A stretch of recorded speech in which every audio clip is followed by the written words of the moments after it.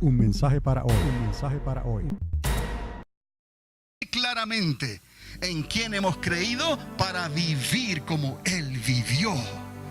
Y allá los que quieran hacer lo que ellos quieran, porque Dios no te llamó ni a ti ni a mí para juzgar ni a condenar.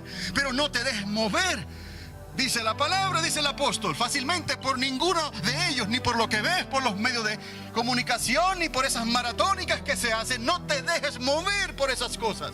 No creas a todo espíritu. Dice la palabra, hay que consultar a los espíritus y ellos no se dejan consultar por teléfono. Tienes que estar ahí para mirarlos a sus ojos. Tienes que estar ahí para sentir, aleluya, lo que verdaderamente hay en ellos. Para escuchar lo que no dicen. Para escuchar lo que dejan de decir.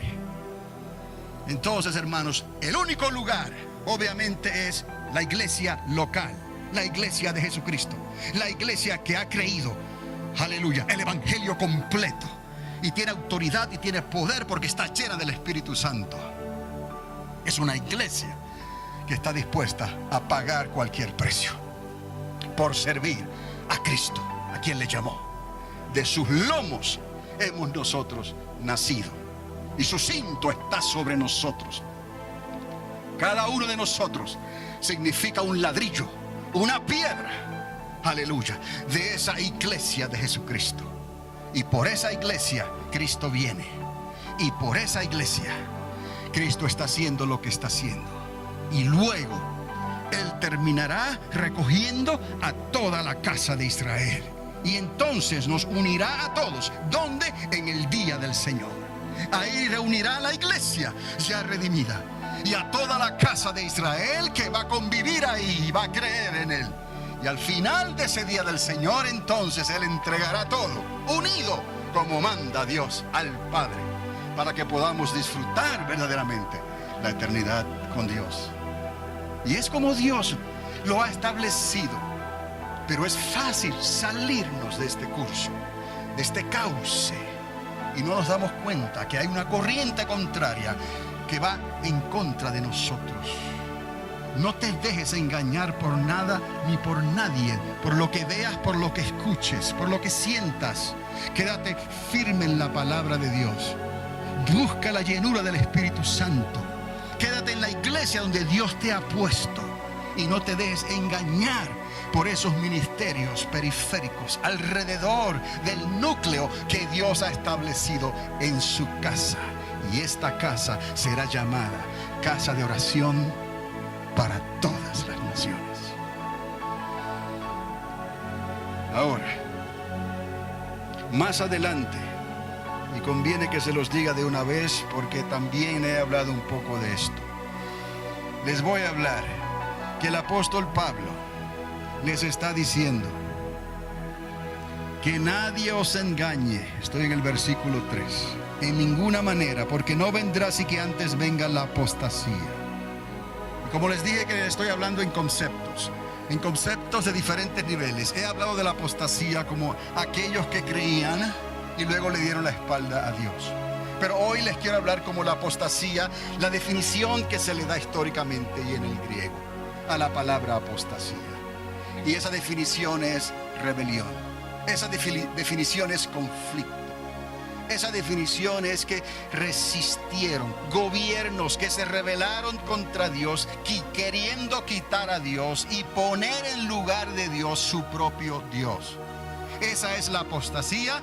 Esa es la rebelión y el conflicto de los últimos tiempos que ya hemos visto claramente en la última semana.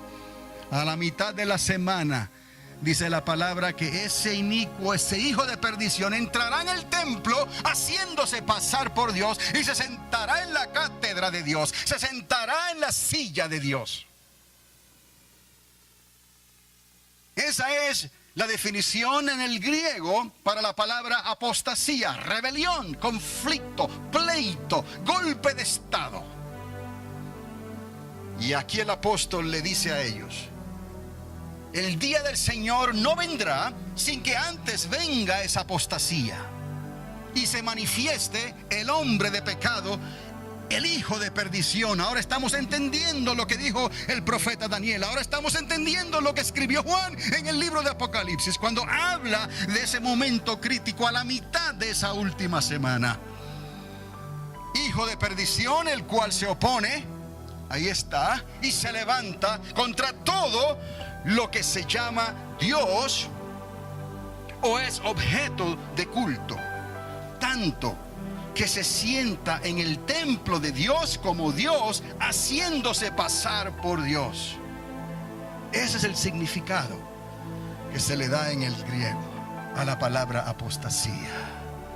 Y es precisamente lo que el anticristo va a hacer durante esos tiempos. Usará numerosos ejércitos para levantarse y tratar de destruir todo vestigio de Dios en esta tierra. Y vendrá el Cordero y pelearán contra el Cordero, y el Cordero los vencerá. Ahora entremos a esa constante que les dije. Tenemos una constante en y de Dios que nos va a ayudar a proseguir en el curso correcto durante el 2013 y aún después, confiamos. Y yo la titulé La constante de Dios. Porque cuando se habla de constantes, hay confianza. Cuando se habla de constantes, ha sido probado. Cuando se habla de constantes, puede usarse en una ecuación y te dará el resultado correcto. So, vamos a creer a la constante de Dios. Y es aquí donde yo le decía a la hermana Mary ayer, le decía a ella, cómo bendita eres, porque verdaderamente Dios te ha dado algo que es esencial y necesario para poder discernir los tiempos en que estamos viviendo. Y le doy gracias a Dios por esos ministerios que han hallado esa constante y viven por ella. Quiero llevarlos a Primera de Tesalonicenses. Dele hacia atrás unas páginas nada más. Capítulo 2. Segunda de Tesalonicenses. Capítulo 2, verso 11. Y otra vez estamos con la misma congregación, con el mismo pastor, con el mismo apóstol, que Pablo para ellos era como un pastor. Y les está diciendo, amados, recuerde usted todo lo que hemos hablado hasta aquí. Es la misma congregación, es el mismo apóstol, son las mismas cosas que ya perfectamente vosotros debéis saber. Y aquí el apóstol les está diciendo, amados, oremos siempre por vosotros. Siempre. Oramos siempre. Esta casa, Dios la ha llamado casa de oración para todas las naciones. Hay una constante, mis amados, que necesitamos depender de ella. No 2 o 3 veces a la semana cuando vamos a la iglesia y tenemos aquí un tiempo con Dios. Es una constante que va dentro de nosotros y que es activada continuamente dentro de nosotros. Y que por sencilla y humilde que parezca, porque no estás oyendo quizás una voz como un trueno en los cielos, no estás viendo un fuego que se está manifestando, ni estás sintiendo un viento recio que te está tocando. Más bien es algo, es una llama que va dentro de cada uno de nosotros, que nos ayuda a orar, que nos ayuda a interceder, que nos ayuda con gemidos indecibles en ocasiones, porque no sabemos cómo orar, pero el Espíritu de Dios sabe lo que conviene y Él nos ayuda en nuestra debilidad. Hay una constante que el apóstol les está diciendo: nosotros, amados, oramos siempre por vosotros. ¿Para qué? Para que nuestro Dios os tenga por dignos de su llamamiento y cumpla todo propósito de bondad y toda obra de fe con su poder. En otras palabras, ese ministerio que cada uno tiene, ese llamado que cada uno tiene, se va a mantener, se va a manifestar, se va a desarrollar única y exclusivamente a través de la constante de la oración de Dios, la oración de intercesión, la oración que todo lo cree, que todo lo puede, que todo lo soporta, la oración que nos muestra y nos mantiene en el camino y la senda directa a la cual Dios nos llamó y llamó a su iglesia 2000 años atrás, cuando la estableció y dijo: las puertas del infierno no prevalecerán contra mi iglesia. Amados, en esta mañana les estoy dando la constante de Dios.